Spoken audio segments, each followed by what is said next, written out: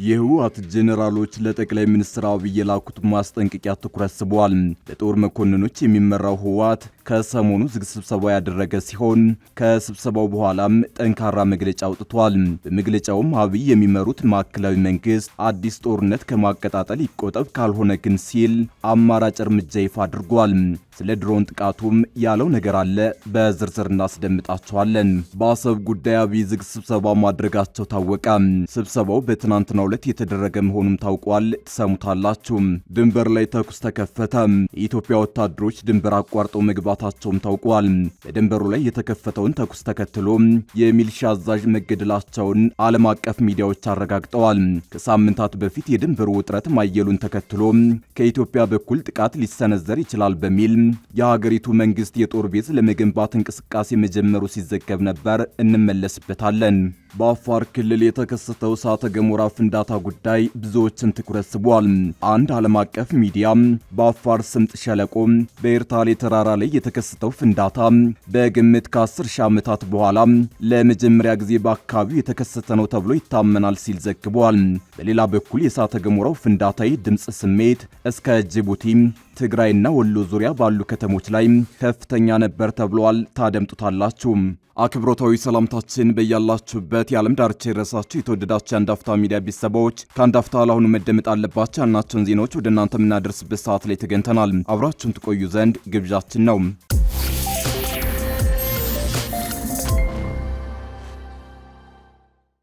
የህወሓት ጄኔራሎች ለጠቅላይ ሚኒስትር አብይ የላኩት ማስጠንቀቂያ ትኩረት ስቧል። በጦር መኮንኖች የሚመራው ህወሓት ከሰሞኑ ዝግ ስብሰባ ያደረገ ሲሆን ከስብሰባው በኋላም ጠንካራ መግለጫ አውጥቷል።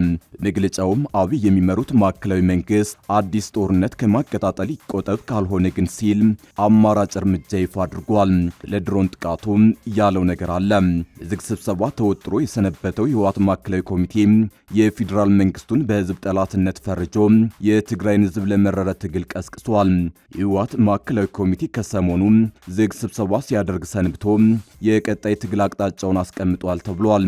የህወሓት ማዕከላዊ ኮሚቴ ባወጣው መግለጫ የፌዴራል መንግስቱን በህዝብ ላይ ሴራ በመሸረብና ተንኮለኝነት ወንጅሏል።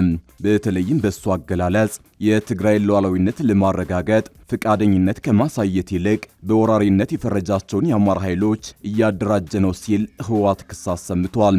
የፌዴራል መንግስት የፕሪቶሪያውን ስምምነት በመጣስ የአማራ ኃይሎችን ወልቃይት ላይ እያስታጠቀ ነው ብሏል። እንዲሁም ከራሱ ከህወሓት አፈንግጣው በአፋር ክልል እየተደራጁ የሚገኙትን የአራ መሬት ኃይሎች የሚያደራጃቸው የጠቅላይ ሚኒስትር አብይ አህመድ አስተዳደር ነው በማለት ክስ አቅርቧል። ህወሓት በመግለጫው የፌዴራል መንግስት የፈጸመው የድሮን ጥቃት ከፍተኛ መስዋዕትነት እንዳስከፈለው በሰሞነኛው ዝግ ስብሰባ ገምግሟል። የድሮን ጥቃቱ እንዲሁም የፌዴራል መንግስት በትግራይ ሁከት ለመፍጠርና አንድነትን ለማናጋት አቅዶ እየተንቀሳቀሰ ነው በሚል ተከሷል። ህወሓት በመግለጫው መንግስት ገደብ በመጣል የትግራይን ህዝብ ለማስራብና ተገዶ ወደ ሁከት እንዲገባ እያደረገ ነው በማለት ክስ አሰምቷል። ተፈናቃዮች ወደ ቀያቸው ለመመለስ ፍቃደኛ ባለመሆኑ የመከራ ህይወት እንዲገፉ አድርጓል ብሏል። የፌዴራል መንግስት ተፈናቃዮችን ወደ ወልቃይት የመመለስ ግዴታውን መወጣት አለበት ብሏል። ራሱ ከባድ መሳሪያ ከቀበረበት በማውጣት ላይ የሚገኘው ህወሓት ጦርነት ከመቀስቀስ ይቆጠብ ሲል የፌዴራል መንግስቱን አሳስቧል። ይሁን እንጂ ተፈናቃዮች እንዳይመለሱ እንቅፋት በመሆን ረገድም ይሁን የጦርነት ዝግጅት በማድረግ ህወሓት ከፌዴራል መንግስትም ይሁን ስጋት አለብን ከሚሉት ከወልቃይት የአማራ ኃይሎች በላይ በአደባባይ ወታደራዊ ዝግጅት እያደረገ መሆኑን እያሳየ ነው። የፕሪቶሪያን ስምምነት ከመፍረስ ለመታደግ አፍሪካ ህብረት በአስቸኳይ ስብሰባ እንዲቀመጥ ህወሓት በድጋሚ ጥሪ አቅርቧል። እንዲሁም ዓለም አቀፉ ማህበረሰብ በቀጠናው እያንዣበበ ያለውን ጦርነት ለማስቀረት ጫና እንዲፈጥርና ጣልቃ እንዲገባም ጠይቋል። በአሰብ ጉዳይ አብይ ዝግ ስብሰባ ማድረጋቸው ታወቀ። ስብሰባው በትናንትናው ዕለት የተደረገ መሆኑም ታውቋል። ቱርክ ፕሬዝዳንት ረሲፕ ጣይብ ኤርዶጋን ባለፈው ቅዳሜ በደቡብ አፍሪካ ጆሃንስበርግ በሚካሄደው የጂሃ መሪዎች ጉባኤ መካከል ከኢትዮጵያው ጠቅላይ ሚኒስትር አብይ አህመድ ጋር መወያየታቸው ተገልጿል። የቱርክ ፕሬዝዳንት ጽህፈት ቤት እንዳስታወቀው በጆሃንስበርግ ኤክስፖ ማዕከል የተካሄደው ይህ ውይይት ለጋዜጠኞች ዝግ መሆኑ ተጠቁሟል። ይህ ስውር ውይይት ቱርክ በቀይ ባህርና በምስራቅ አፍሪካ ቀጠና እያሳደገች ካለችው ወታደራዊና ጂኦፖለቲካዊ ተጽዕኖ አንጻር በዓለም አቀፍ ተንታኞች ዘንድ በልዩ ትኩረት ተይዟል። አንዳንዶች ሴራ ብለው የሚገልጹት በፖለቲካ ተንታኞች ዘንድ የቱርክ የቀጠና ተጽዕኖ የማስፋፋት ስትራቴጂ ተብሎ ይጠራል። ቱርክ ከቅርብ ዓመታት ወዲህ በምስራቅ አፍሪካ በተለይም በኢትዮጵያና በሶማሊያ የጸጥታ መዋቅር ውስጥ ቁልፍ ተዋናይ ሆና ብቅ ብላለች። የኤርዶጋን አስተዳደር ለኢትዮጵያ መንግስት በሰሜኑ ጦርነት ወቅት ወሳኝ ነበሩ የተባሉትን ባይራክታር ቲቪቱ ሰው አልባ አውሮፕላኖችን መሸጡ ይታወቃል። ይህ ወታደራዊ ድጋፍ በኢትዮጵያና በቱርክ መካከል ያለውን የጸጥታ ትስስር ወደ ላቀ ደረጃ ያሳደገ ሲሆን ቱርክ በአፍሪካ ቀንድ ያላትን ተጽዕኖ አጠናክሯል። የፖለቲካ ተንታኞች እንደገለጹት የቱርክ ዋነኛ ግብ በቀይ ባህር የባህር መስመር ላይ ያላትን ወታደራዊና ኢኮኖሚያዊ ተጽዕኖ ማስፋት ነው። በዚህም በቀጠናው ከፍተኛ መዋለ ንዋይ ካፈሰሱት እንደ ተባበሩት አረብ ኤሚሬቶችና ሳውዲ አረቢያ ካሉ የባህር ወሽመጥ ሀገራት ጋር በብርቱ ፍክክር ውስጥ ትገኛለች። ቱርክ ራሷን እንደ አማራጭና ከምዕራባውያን የተለየች አጋር አድርጋ በማቅረብ በቀጠናው ያላትን ሚና ለማስፋት እየሰራች ነው።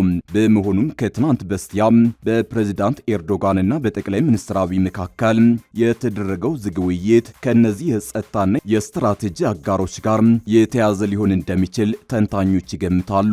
ፕሬዝዳንት ኤርዶጋን ለሁለት ቀናት በቆየው የጂ20 ጉባኤ ላይ ለመገኘት ጆሃንስበርግ የገቡ ሲሆን ከጠቅላይ ሚኒስትር አብይ አህመድ በተጨማሪም ከካናዳው ጠቅላይ ሚኒስትር ማርክ ካርኒ ጋርም ተወያይተዋል። እንዲሁም ቱርክ አባል የሆነችበት የሚክታ ማለትም ሜክሲኮ፣ ኢንዶኔዥያ፣ ደቡብ አፍሪካና ደቡብ ኮሪያና አውስትራሊያ አባል ሀገራት መሪዎች ጋርም የጎንዮሽ ውይይት አድርገዋል። በውይይቶቹ ላይ የቱርክ የውጭ ጉዳይ ሚኒስትር ሃካን ፊዳንና ሌሎች ከፍተኛ ባለስልጣናት ተገኝተዋል። ድንበር ላይ ተኩስ ተከፈተ። የኢትዮጵያ ወታደሮች ድንበር አቋርጠው መግባታቸውን ታውቋል። በድንበሩ ላይ የተከፈተውን ተኩስ ተከትሎ የሚሊሻ አዛዥ መገደላቸውን ዓለም አቀፍ ሚዲያዎች አረጋግጠዋል። ከሳምንታት በፊት የድንበሩ ውጥረት ማየሉን ተከትሎ ከኢትዮጵያ በኩል ጥቃት ሊሰነዘር ይችላል በሚል የሀገሪቱ መንግስት የጦር ቤዝ ለመገንባት እንቅስቃሴ መጀመሩ ሲዘገብ ነበር። የኢትዮጵያና ኬንያ ወታደሮች በሞያሌ ድንበር አካባቢ ግጭት ውስጥ ገብተው ለሰዓታት መዋጋታቸው ተሰምተዋል። የሁለቱ ሀገራት ወታደሮች ግጭት ውስጥ የገቡት ባለፈው ቅዳሜ መሆኑን የኬንያ ሚዲያዎች ዘግበዋል። ግጭቱ የተፈጠረው የኢትዮጵያ ወታደሮች የኬንያን ድንበር ጥሰው መግባታቸውን ተከትሎ ነው ሲል የሀገሪቱ ፖሊስ ከሷል። በኢትዮጵያ በኩል ደግሞ የሞያሌ ከተማ አስተዳደር የፖሊስ ግጭት መፈጠሩን ያረጋገጠ ቢሆንም ስለተከሰተው ግጭት ዝርዝር መረጃ ከመስጠት ተቆጥቧል። በሁለቱ ሀገራት የጸጥታ ኃይሎች መካከል በተፈጠረው ግጭት አንድ የኦሮሚያ ክልል ሚሊሻ ኃላፊ መገደሉን የአካባቢው ፖሊስ አረጋግጧል። ምንም እንኳን በኢትዮጵያ በኩል ስለ ድንበር ግጭቱ በዝርዝር የተባለ ነገር ባይኖርም የኬንያ ፖሊስ የድንበር ጥሰት እንደተፈጸመ መግለጹን የሀገሪቱ ሚዲያዎች ዘግበዋል። የታጠቁ የኢትዮጵያ የጸጥታ ኃይሎች በሞያሌ ከተማ አቅራቢያ ወደሚገኘው የኬንያ ግዛት መሻገራቸውን ዘገባዎች አመላክተዋል። የኢትዮጵያ ኃይሎች ድንበር ጥሰው ገብተዋል በተባሉበት አካባቢ ላይ ከኬንያ የጸጥታ ኃይሎች ፈጣንና የተቀናጀ ምላሽ ሰጥተዋል ተብሏል።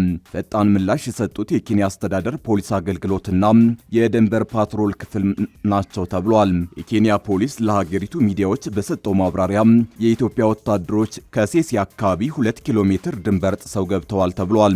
የኢትዮጵያ ኃይሎች ወደ ኬንያ ግዛት ዘልቀው የገቡት ተኩስ በመክፈት መሆኑ የተገለጸ ሲሆን የበለጠ ገፍተው ለመግባት እንቅስቃሴ በማድረጋቸው ምላሽ ተሰጥቷል ሲል ፖሊስ አስታውቋል። የኬንያ የጸጥታ ኃይሎች ወዲያውኑ ምላሽ በመስጠት የኢትዮጵያ ኃይሎች ወደ ድንበራቸው እንዲመለሱ ማድረጉ ተጠቁሟል። የኬንያ የመከላከያ ሰራዊት የድንበር ጥበቃ ኃይሎችና የሀገሪቱን ፖሊስ ለማገዝ በአካባቢው ተሰማርተዋል ተብሏል። የሀገሪቱ ፖሊስ አመራሮች እንደገለጹት ከሆነ የኬንያ ድንበር ጥበቃና ፖሊስ የሰጡት ምላሽ ድንበር የመጠበቅ ግዴታቸውን ለመወጣት ነው ተብሏል። በሞያሌ ድንበር አካባቢ የተፈጠረው ግጭት አሳሳቢነት አንጻር የኬንያ የጸጥታ ኃይሎች በጥንቃቄ እንደሚመለከቱት ተገልጿል። በሁለቱ ሀገራት የመንግስት ኃይሎች መካከል የተፈጠረው ግጭት ለ2 ሰዓታት ያህል ቆይቷል ተብሏል። ለ2 ሰዓታት በዘለቀው የተኩስ ልውውጥ በኬንያ የጸጥታ ኃይሎች ላይ የደረሰ ጉዳት ስለመኖሩ በሀገሪቱ ፖሊስ ባለስልጣናት የተሰጠ ማረጋገጫ የለም። በአንጻሩ በኢትዮጵያ በኩል አንድ ሰው በተኩስ ልውውጥ መሞቱን የኬንያ ሚዲያዎች ዘገባ ያመላክታል። በግጭቱ አንድ የሚሊሻ ኃላፊ መገደሉን የሙያሌ ከተማ አስተዳደር ፖሊስ በጉዳዩ ላይ በሰጠው ማብራሪያ አረጋግጧል። ግጭቱ ለጊዜው መቆሙ የተገለጸ ቢሆንም በኢትዮጵያና ኬንያ ድንበር ላይ ውጥረት ነግሷል ተብሏል። በሁለቱም ሀገራት በኩል በንግድ መተላለፊያ ኮሪደር ሞያሌ ድንበር ላይ በየፊናቸው ከወትሮ የተለየ የጸጥታ ኃይሎች እንቅስቃሴ መኖሩ ተጠቁሟል።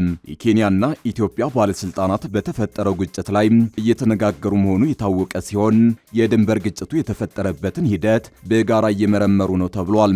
ከምርመራው በኋላ ስለተፈጠረው ግጭት ሁኔታ ዘርዘር ሪፖርት ይፋ እንደሚደረግ የኬንያ ደህንነት ባለስልጣን ጠቁመዋል። በአፋር ክልል ኤርታሌ አቅራቢያ ከሺህ ዓመታት በኋላ ለመጀመሪያ ጊዜ እሳተ ገሞራ ፍንዳታ ተከሰተ። በአፋር ክልል ኤርታሌ ተራራ አቅራቢያ ትናንት ዳር 14 ቀን 2018 ዓ.ም እሳተ ገሞራ ፍንዳታ መከሰቱን የሀገር ውስጥ መገናኛ ብዙሃንና ዓለም አቀፍ እሳተ ገሞራ ክትትል ኤጀንሲዎች ዘግበዋል። ፍንዳታው በአካባቢው ላይ ከ10 ሺህ ዓመታት በኋላ የተከሰተ የመጀመሪያው ሊሆን እንደሚችል ተገልጿል።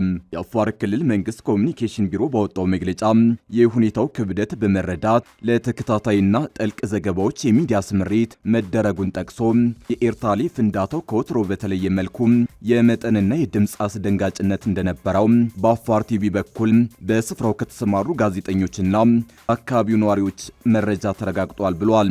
ፍንዳታው የተከሰተው በምስራቅ አፍሪካ እጅግ ንቁ ከሆኑት ቀጠናዎች ባንዱ በኤርታሌ ተራራ አቅራቢያ ነው። ኤርታሌ እሳተ ገሞራ በኪልበቲ ራሱ ዞን አፍዴራ ወረዳ በ8 ኪሎ ሜትር ርቀት ላይ ከፍተኛ ፍንዳታ መከሰቱን ተከትሎ በተለያዩ አቅጣጫዎች ጭስና አመድ መሳይ ብናኝ ማስከተሉም ተገልጿል።